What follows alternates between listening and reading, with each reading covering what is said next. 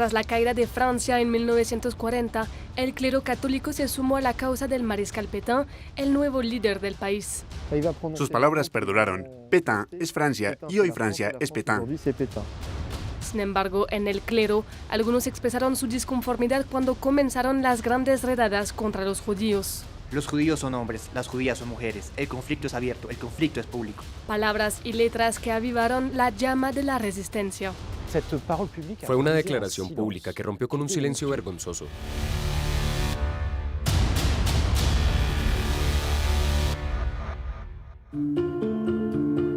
En el corazón de Toulouse, el Instituto Católico recibió a estudiantes de letra, derecho, filosofía y teología. Este punto de referencia intelectual de la llamada Ciudad Rosa desempeñó un papel clave en la acogida de refugiados a partir de 1940. Fue un centro de resistencia muy original, sobre todo de resistencia espiritual, con figuras importantes como el rector Monseñor Bruno de Solage y el bibliotecario Aimé Georges Martimor, que brindaron protección a refugiados judíos, opositores políticos, gaullistas, comunistas y republicanos españoles. Era un lugar de encuentro en el que se creaban redes que reunían ideas políticas muy diferentes.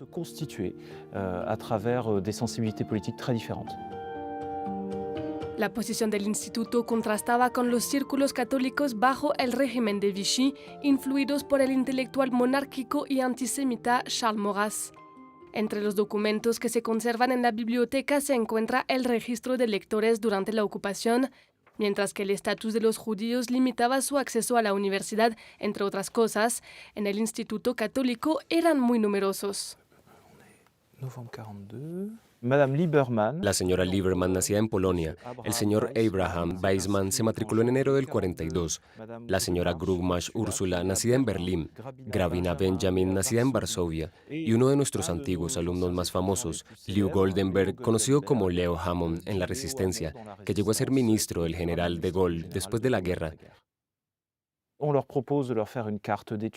Se le ofrecía un carnet de estudiante. Este carnet de estudiante o de la biblioteca le servía después para hacer papeles falsos.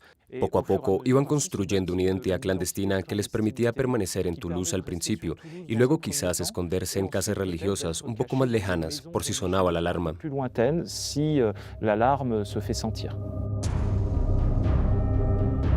Para algunos, la alarma sonó cuando los alemanes invadieron el país y millones de personas salieron de sus hogares hacia el exilio. Tras el armisticio del 22 de junio de 1940, Francia quedó dividida en dos zonas, una ocupada por el ejército alemán y otra dirigida por el régimen de Vichy, encabezado por el mariscal Pétain. Muchas familias judías encontraron refugio en esta dominada zona libre. Me llamo Daniel Rab, Daniel David, pero como nací en París en 1941, no era muy buena idea llamarse David.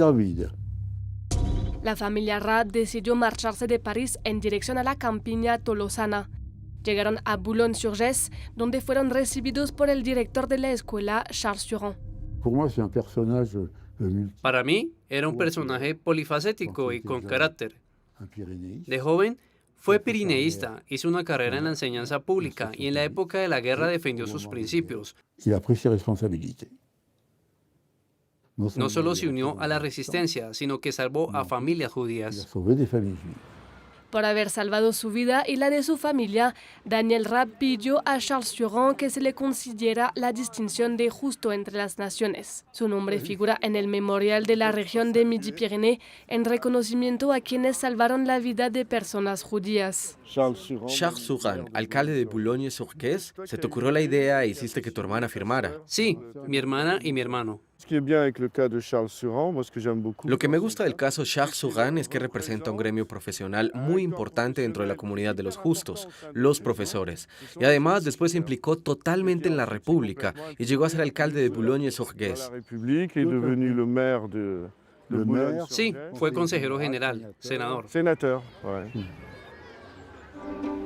Muchas personas pusieron sus vidas en peligro para salvar a los judíos en esta región, donde había muchos campos de internamiento en aquella época. De estos campos salieron los primeros convoyes de deportados de la zona sur. Todos los campos estaban lejos de las ciudades, excepto los de Noé y Recevedú, en nuestra región que estaba a 20 kilómetros de Toulouse. La única vez que la población vio algo fue durante las deportaciones, porque había que sacarlos de los campos para llevarlos a las estaciones de ferrocarril más cercanas, primero a pie y después en vehículos. Los primeros testigos de estas deportaciones fueron los voluntarios judíos, cristianos y laicos de las asociaciones que ayudaban a los refugiados en estos campos. Junto a ellos se encontraban personas cercanas al arzobispo de Toulouse, Monseñor Saliège. Estos informes sucesivos que le llegaban a Saliège condujeron a la famosa carta del 23 de agosto del 42, una carta que provocó una verdadera conmoción, incluso para Vichy.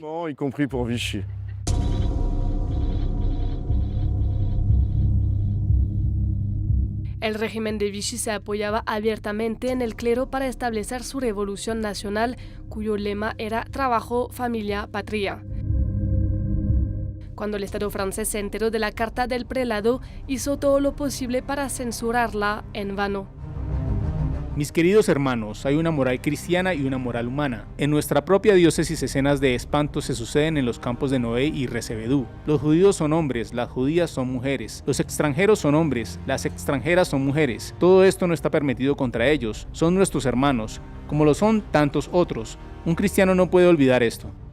Esta carta, leída en todas las iglesias de la región, fue una señal fuerte que rompió el silencio cómplice de las instituciones católicas. Hubo dos efectos principales. El primero fue que todas las deportaciones en Francia se detuvieron durante 3 meses y durante casi 5 meses en el sur. El segundo efecto fue que las organizaciones católicas, conventos, monasterios y escuelas recibieron la orden de salvar a familias, niños y judíos. La carta de Monseñor Saliège fue difundida por la resistencia, llegó a Londres e incluso a Estados Unidos.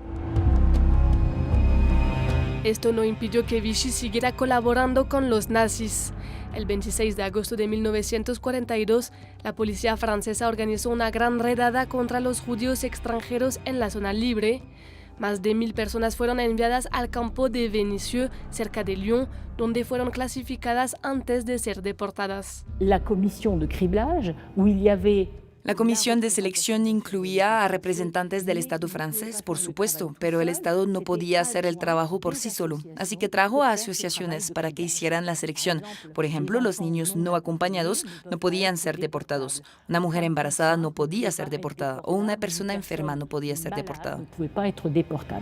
En la noche del 28 al 29 de agosto de 1942 se organizó el mayor rescate de niños judíos en Francia con el consentimiento de sus padres, que comprendieron que nunca volverían a ver a sus hijos.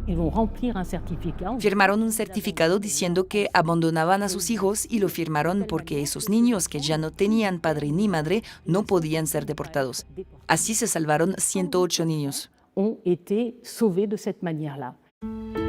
La operación fue organizada por Amitié Chrétienne, un grupo de protestantes y católicos, bajo el patronazgo del cardenal Gerlier, arzobispo de Lyon. No obstante, 2 años antes, el cardenal Gerlier había declarado su apoyo al mariscal Pétain, que había sido presentado como el salvador de Francia. Sus palabras perduraron. Pétain es Francia y hoy Francia es Pétain.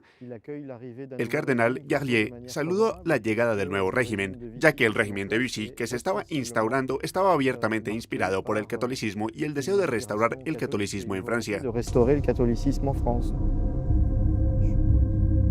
Pero las redadas del verano de 1942 marcaron una ruptura en la relación del cardenal con el régimen, hasta su confrontación directa con el prefecto de Lyon, Alexandre Angely.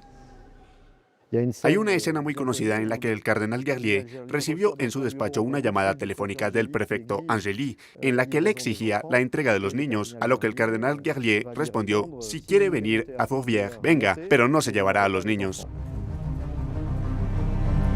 Esta escena relata a los combatientes de la resistencia. Se convirtió en un panfleto que se difundió por todo Lyon, una llamada de atención para pedirle a la gente que actuara. El cardenal le dijo al prefecto: no se llevará a los niños. El conflicto es abierto, el conflicto es público. La Iglesia de Francia se enfrenta al despreciable racista bufón. Franceses de todas las opiniones, de todas las creencias, escuchen la llamada de sus conciencias. No permitan que personas inocentes sean entregadas a los verdugos. Entre los escondites ofrecidos por los protestantes de Lyon se encontraba el ático de la iglesia evangélica ubicada en Rue de la Lanterne. Esta es la habitación donde podían dormir los judíos. Aquí habíamos puesto las camas. No se quedaban mucho tiempo. Inmediatamente eran llevados clandestinamente a Suiza. Había redes para llevar a la gente clandestinamente hasta Suiza. También está este detalle peculiar, esta puerta que da acceso a una terraza que da a los tejados de las casas de al lado. Los refugiados podrían escapar por esta puerta a la Rue du Temple, en caso de que la policía viniera. En aquel momento la iglesia estaba a cargo de un pastor que se había opuesto al nazismo desde la década de 1930, Roland de Pury. Il a prononcé des mots qui sont restés vraiment gravés. Dijo unas palabras que quedarán grabadas en todos los libros de historia y en la memoria de muchos protestantes hasta el día de hoy. Sería mejor que Francia muriera a que se vendiera, pero una Francia que traicione las esperanzas de los oprimidos, una Francia que venda su alma, que renuncie a su misión, ya no sería Francia.